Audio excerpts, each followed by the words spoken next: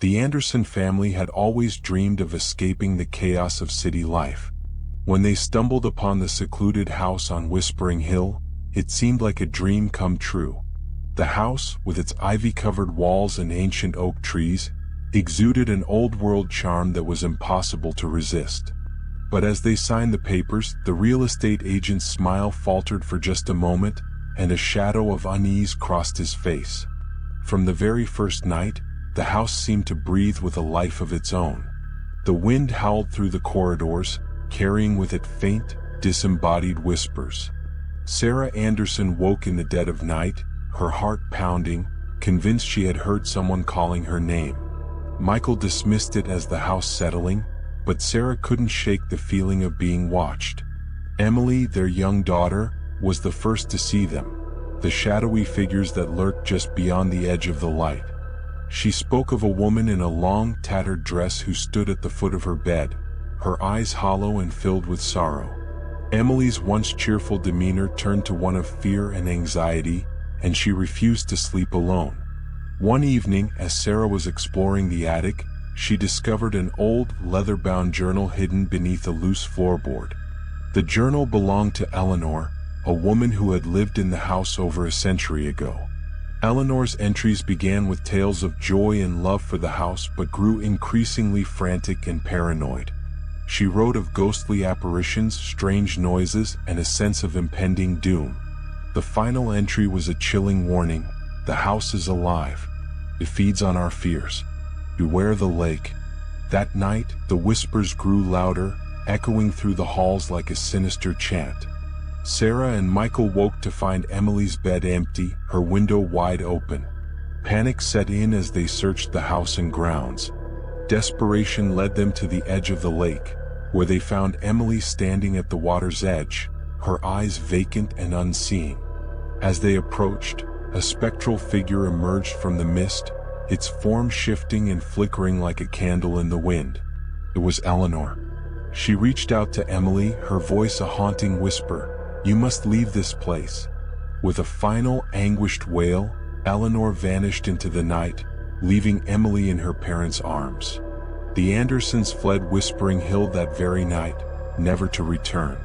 The house, with its beautiful facade, remained a silent sentinel, waiting for its next unsuspecting victims.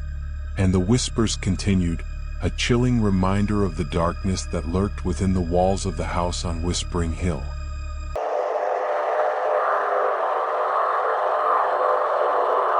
Lara and Hassan were college friends known for their curiosity and love for exploring old, abandoned places. One evening, they stumbled upon an old mansion on the outskirts of their college town. Covered in ivy and surrounded by a dense thicket, the mansion seemed to be forgotten by time, a ghostly relic from a bygone era. Drawn by the allure of uncovering hidden secrets, they decided to venture inside. The air was thick with the scent of decay, and the only sound was the creaking of old floorboards. As they navigated through the labyrinthine corridors, they discovered a peculiar room at the heart of the mansion, a study filled with ancient artifacts and bizarre curiosities. One artifact in particular caught Hassan's eye. It was a small, intricately carved box adorned with strange symbols. Against Lara's better judgment, Hassan insisted on taking the box back to their dorm. It could be valuable, he argued, his excitement overshadowing any sense of caution. That night, back in their dorm room, they opened the box. Inside, they found a collection of cryptic notes and sketches of bizarre, inhuman creatures. Suddenly, the temperature in the room dropped, and a low hum filled the air. The box seemed to be alive, resonating with an evil presence. Over the next few days, strange things began to happen. Hassan started having vivid nightmares, waking up drenched in sweat with memories of grotesque beings whispering in his ear. Lara, too, felt an ominous presence watching her every move. Their once comfortable dorm room had transformed into a place of fear and unease. Determined to get rid of the box, Lara and Hassan returned to the mansion. But as they placed the box back in the study, the room seemed to come alive. The walls pulsated and the artifacts began to rattle. A voice, deep and menacing, echoed through the mansion. You have awakened me. You cannot leave." Panicked, they ran towards the exit, but the doors slammed shut with a deafening bang. Trapped, they realized they had unleashed an ancient evil that thrived on fear and despair. The mansion had become a prison, and its sinister guardian was not about to let them go. As the darkness closed in around them, Lara and Hassan knew they were part of a story that would never have a happy ending.